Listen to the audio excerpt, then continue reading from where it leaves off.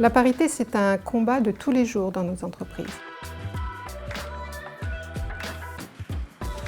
Les entreprises de taille intermédiaire ont cette particularité de travailler sur le long terme, avec la mise en place d'une certaine symbiose entre les clients, les fournisseurs et également les salariés. Donc la mixité, que ce soit la mixité de sexe, sociale ou d'origine, est le fondement même, l'ADN d'une entreprise de taille intermédiaire.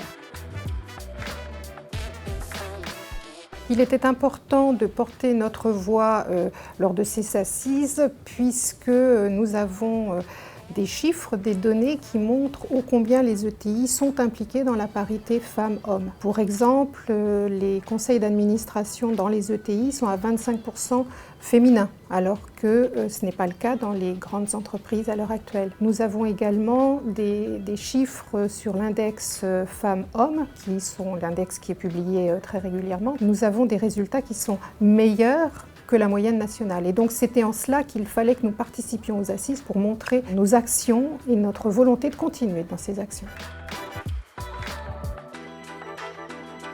La parité est un sujet qui a été traité par les ETI depuis toujours et nous continuons nos actions pour favoriser l'employabilité des femmes et l'entreprise en général de taille intermédiaire travaille énormément sur la formation auprès des femmes. Donc c'est un sujet qui doit être poursuivi et renforcé.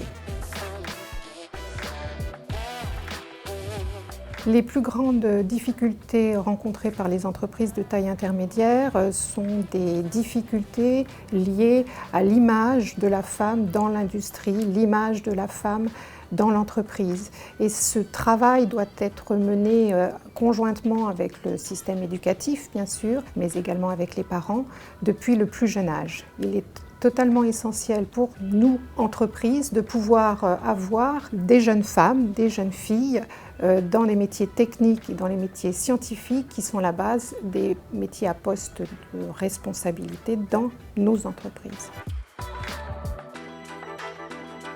Ce que je souhaiterais, bien sûr, c'est que le mouvement s'accélère et que la parité ne soit plus un sujet dans une dizaine d'années, que les jeunes femmes soient maintenant en poste immédiatement pour pouvoir monter dans les responsabilités au sein des entreprises. Le travail est déjà fait dans les ETI, peut-être pas assez mis en avant, mais il est fait. Nous devons continuer sans relâche cette promotion des jeunes femmes.